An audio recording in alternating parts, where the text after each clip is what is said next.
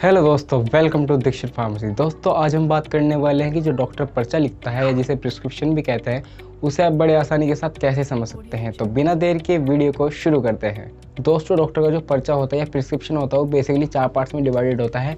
जो पहला पार्ट होता है उसमें डॉक्टर के बारे में इंफॉर्मेशन लिखी जाती है, जैसे कि डॉक्टर का क्या नाम है, क्या डॉक्टर ने डिग्री की हुई है और डॉक्टर किस हॉस्पिटल में बैठता है, और अगर डॉक्टर का खुद का हॉस्पिटल है तो हॉस्पिटल का नाम क्या है, और साथ साथ लिखा होता है कि डॉक्टर किस चीज़ का स्पेशलिस्ट है।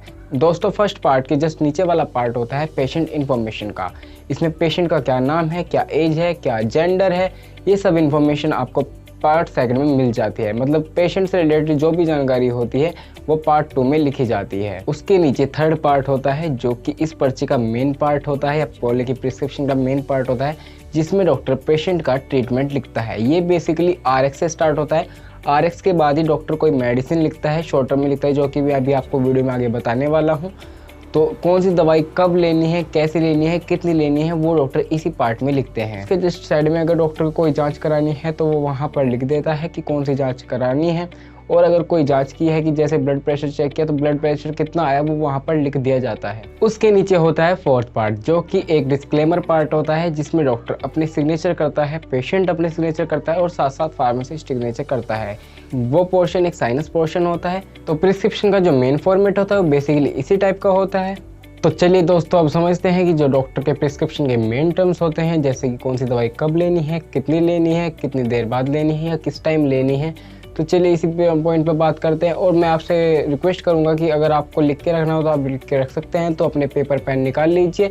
तो चलिए आगे बढ़ते हैं। अगर अभी तक आपने हमारे चैनल को सब्सक्राइब नहीं किया तो जल्दी से जाकर चैनल को सब्सक्राइब कर लीजिए और बेल आइकन को दबाना मत भूलिएगा।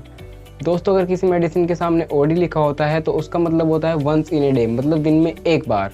दोस्तों अगर किसी मेडिसिन के सामने लिखा है BD या BID तो उसका मतलब होता है ट्वाइस इन डे, मतलब वो मेडिसिन आपको दिन में 2 बार लेनी है। दोस्तों इसके बाद आता है TID। अगर किसी मेडिसिन के सामने TID लिखा होता है इसका मतलब होता है कि वो दवाई आपको दिन में 3 बार लेनी है।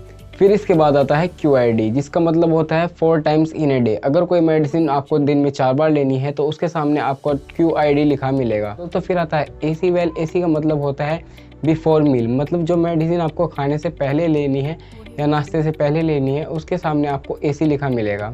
फिर आता है आपका PC, that's mean after meal, मतलब जो भी मेडिसिन आपको खाना खाने के बाद लेनी है वो मेडिसिन के सामने आपको PC लिखा मिलेगा, या मतलब जिस भी मेडिसिन के सामने आपको PC लिखा मिले तो समझ जाइए कि वो मेडिसिन आपको खाना खाने के बाद लेनी है। दोस्तों फिर 7वें नंबर पर आता है AD, मतलब अल्टरनेट डे, मतलब जो भी मेडिसिन आपको अल्टरनेटली लेनी है उसके सामने आपको AD लिखा मिलेगा। मतलब कि जो मेडिसिन आपको एक दिन छोड़कर दूसरे दिन लेनी है, फिर एक दिन छोड़कर दूसरे दिन लेनी है, उस मेडिसिन के सामने AD लिखा होता है। नेक्स्ट होता है दोस्तों HS, जिसका लैटिन में फुल फॉर्म होता है होरा सोमनी, जिसका इंग्लिश में मीनिंग होता है बिफोर बेड, मतलब जो मेडिसिन रात को सोने से पहले ली जाती है मेडिसिन, उस मेडिसिन के सामने आपको HS देखने को मिल जाएगा। नेक्स्ट आते हैं आपके दोस्तों TSF, DSF और TBSF।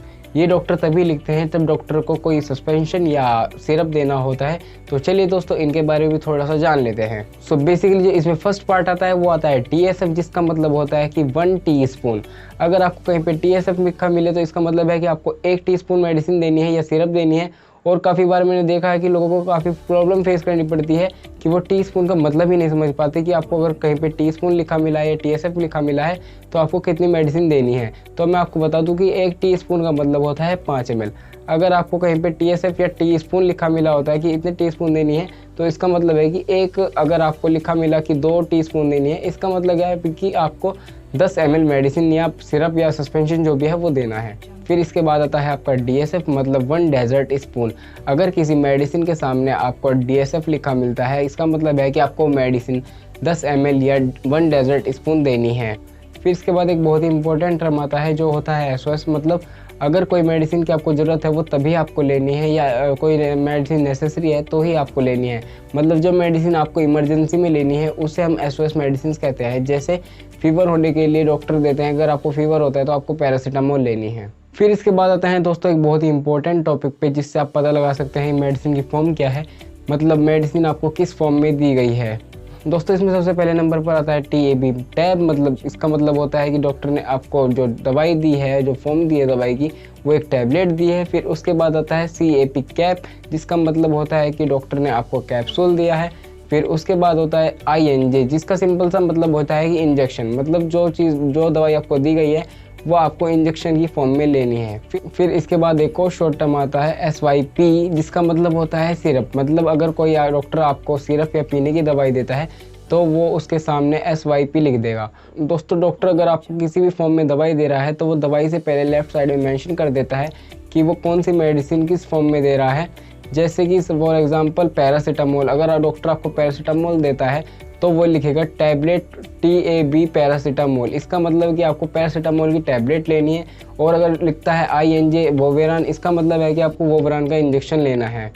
अब दोस्तों बात करते हैं कुछ हॉस्पिटल के टर्म्स के बारे में, जिन्हें सुनकर आप काफ़ी कंफ्यूज रहते हैं कि आखिर इनका मतलब क्या होता है। तो दोस्तों इनमें सबसे पहले नंबर पर आता है OPD, जिसका मतलब होता है आउट पेशेंट डिपार्टमेंट, मतलब जो पेशेंट डेली बेसिस पे दिखाने आया है, जो क्लिनिक में भर्ती नहीं है, जैसे कि जुकाम बुखार या कोई और बीमारी दिखाने के लिए डॉक्टर को दिखाने के लिए आया है, उस पेशेंट को कहते हैं आउट पेशेंट। दोस्तों इसके बाद आता है IPD, जिसका मतलब होता है इन पेशेंट डिपार्टमेंट, मतलब जिस पेशेंट का इलाज हॉस्पिटल में एडमिट करके किया जा रहा है उस पेशेंट के लिए IPD वर्ड का इस्तेमाल किया जाता है। दोस्तों आशा करता हूँ कि इस वीडियो के थ्रू आपको डॉक्टर का प्रिस्क्रिप्शन पढ़ने में काफ़ी आसानी हुई होगी। अगर आपको वीडियो अच्छा लगा हो तो चैनल को सब्सक्राइब कीजिए, वीडियो को लाइक कीजिए और बेल आइकन को दबाना बिल्कुल मत भूलना। और अगर आप इसे चाहते हैं कि आपके अपने फ्रेंड के साथ शेयर करना चाहते हैं कि किसी और को भी इन्फॉर्मेशन मिले तो प्लीज़ जाकर शेयर कीजिए।